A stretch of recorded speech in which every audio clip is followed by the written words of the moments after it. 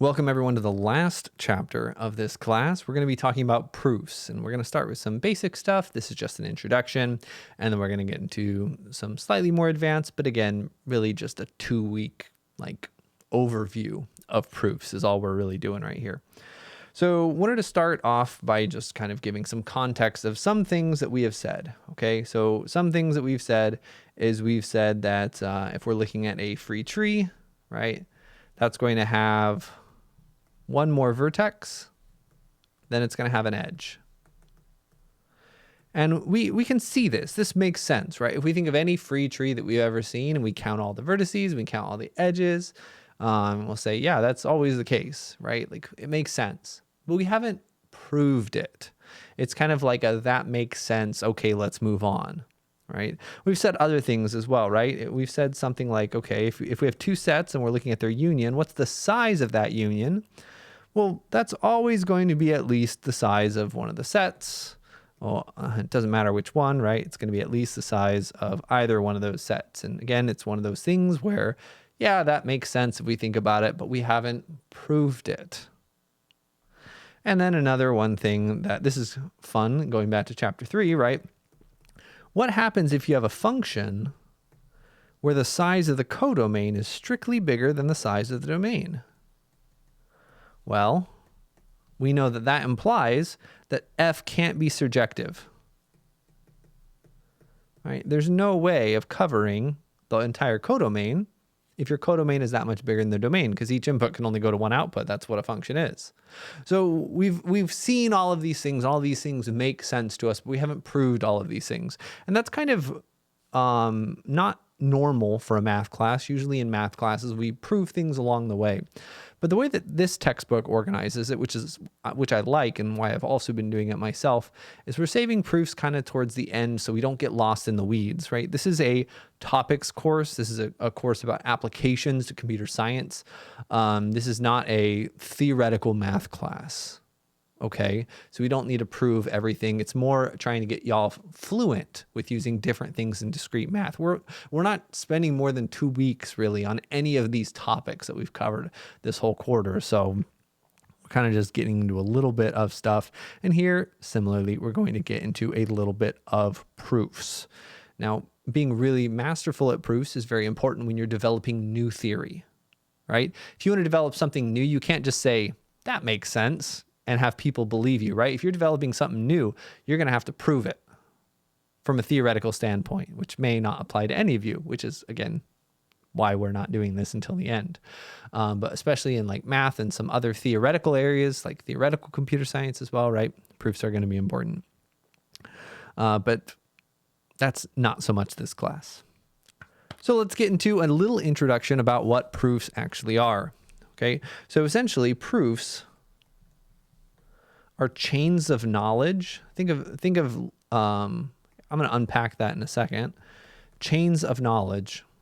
And chain is a very specific word here, right? There's like a link in a chain, and that's like one step of reasoning. Oops.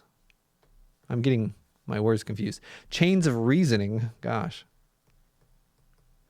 Right? So that's one step of reasoning, right? And then you have another link in that chain is another step of reasoning.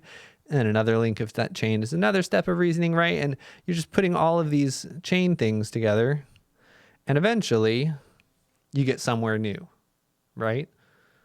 Also, I'm very proud of myself. That's a pretty good looking chain for my drawing capabilities. All right, so they're chains of reasoning and they're built on knowledge bases. Now, knowledge bases are used for a lot of different kinds of AI thoughts, not generative AI. That's a little different as far as I know. But again, essentially a lot of these other sorts of things, right? They're built on these collections of things that we're basically assuming or that we're told or that we can take as given. And then we can do chains of reasoning, which we'll explain that more in a second, to get to new conclusions. So let's see what that might look like. Let's do an example, okay? An example of a little proof for you. Let's say I know that my girlfriend will call me if the plans change. All right. I know that to be a fact. If the plans are going to change, my girlfriend's going to call me. And I also know that my girlfriend did not call me. So what can you conclude here? Well, based on this knowledge base, right? Here's my knowledge base. Oh, I can't spell. Based on this knowledge base, I can conclude the plans have not changed. Now, of course, you might see some holes in this proof.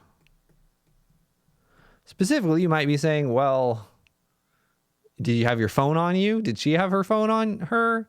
Did your phone have batteries?